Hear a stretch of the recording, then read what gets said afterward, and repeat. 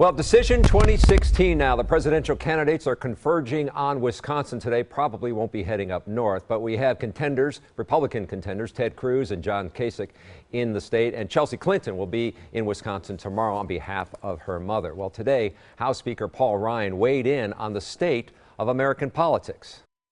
We don't just resort to scaring you. We dare to inspire you. We don't just oppose someone or something. We propose a clear and compelling alternative.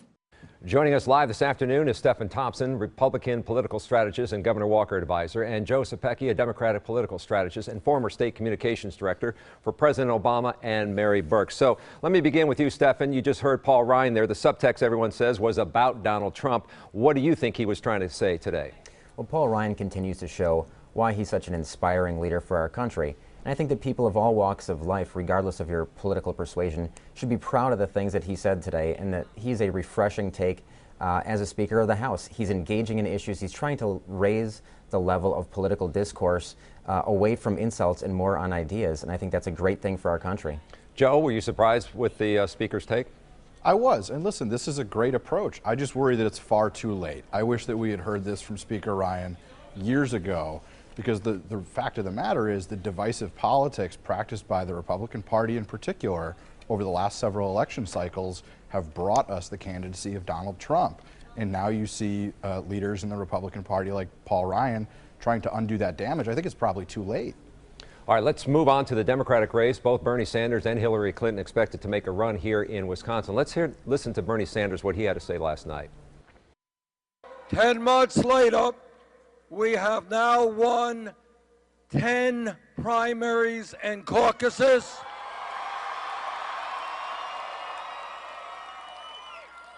And unless I'm very mistaken, we're going to win a couple of more tonight. So Bernie Sanders saying he's in it for the long haul. Joe, is Wisconsin a must-win state for him? I think it's he has to win it because he's expected to win it. This is setting up very nicely for him.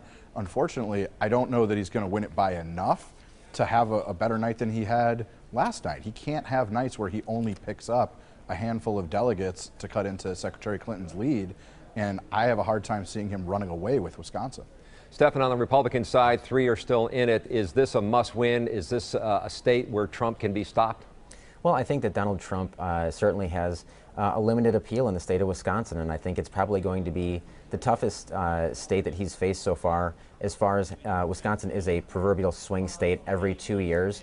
I think that Ted Cruz could surprise a few folks in a few weeks, and John Kasich is desperate for a win. If either of those two can stop him here, Donald Trump's path to the nomination gets tremendously complicated. Yeah, John Kasich, today I was with him. He says if he drops out, Donald Trump will be the nominee. But let me talk about the impact of this presidential race on the state Supreme Court race. As you know, the state is predicting a 40% turnout here. So, Joe, give me your take. What impact will the presidential race have on Joanne Kloppenburg and Justice Bradley?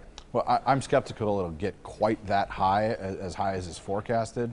But if we see a couple $1 million poured into Wisconsin to try and stop Trump, as the New York Times is reporting, all bets are off. And that probably is advantage Bradley.